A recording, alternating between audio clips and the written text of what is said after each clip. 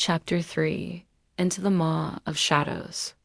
I led our ragtag party deeper into the dragon's lair, the green glow pulsing through bone-strewn caverns like a heartbeat of rot.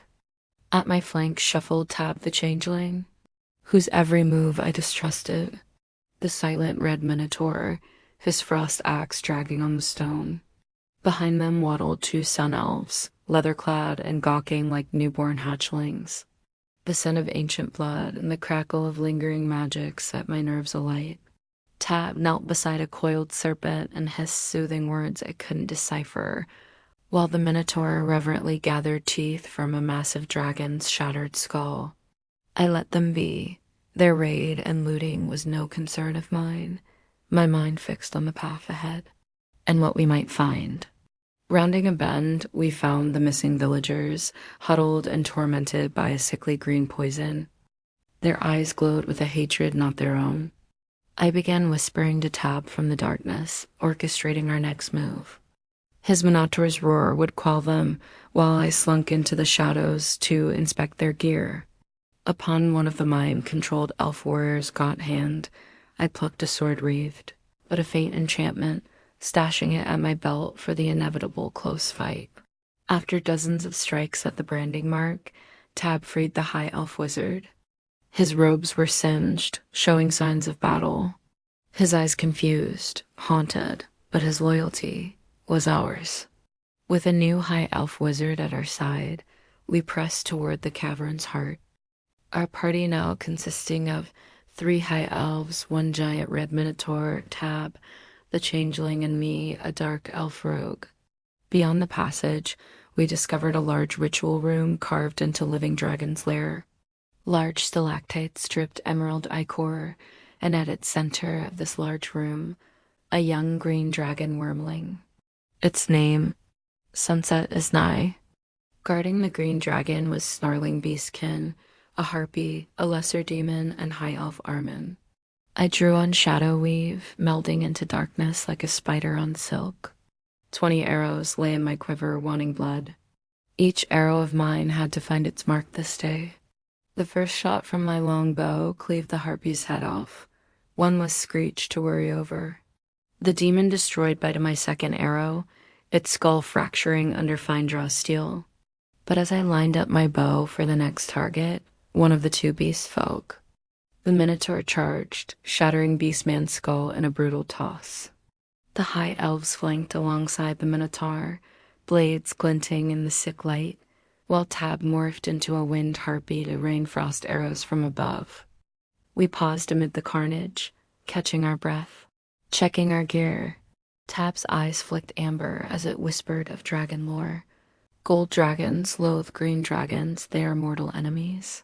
He said with inspiration. We formed a plan, taking our potions. At my signal, Tab erupted into draconic form. A towering gold dragon wreathed in flaming scales. Fury in its roar, it drew Sunset as Nigh's ire.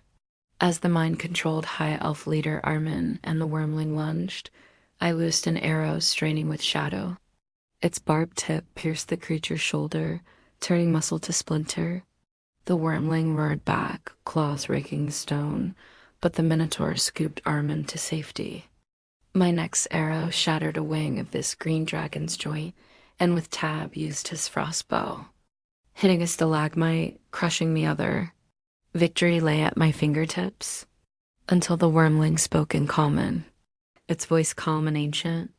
It offered me power, cabins of hoarded gold. Dominion over dragon's flame was to be my prize, for I was meant for greatness. Tab hissed of betrayal and disbelief. Armin, the high elf leader, lay unconscious, but I knelt, murmuring a prayer to Lolth, my goddess of webs and shadows. I prayed for Lolth wisdom in this time of need. I heard a voice. The voice told me what to do. The wormling's emerald eyes held mine, and in that moment, it branded me with a mark of 5 talon claws to my flesh. Pain was absent, a soft hum of promise. Calm came over me. When I rose, its voice thundered in my mind. I would speak Draconic forever. As proof, for my contact with the High Elf Council, it shed a single glowing scale. Then a final blaze of light, a transformation had began. It had become a rapier. My rapier, my blade, on its blade sighing sunset is nigh. The corrupted glow faded. The forest's poison receded in my veins. High Elf Armin stirred, bewildered, confused, lost. He knew not what happened. Tab rushed over to weaving a story of different events. I presented him the wormling scales. Only Tab and I knew the truth. There were 2 dragons in that cavern, and in the end, I chose the one who promised power rather than the one who snarled. I, with High Elf Armin, gathered the freed villagers and prepared the walk back to the village. Before we departed, I turned to Tab, the changeling. I spoke to him in Draconic.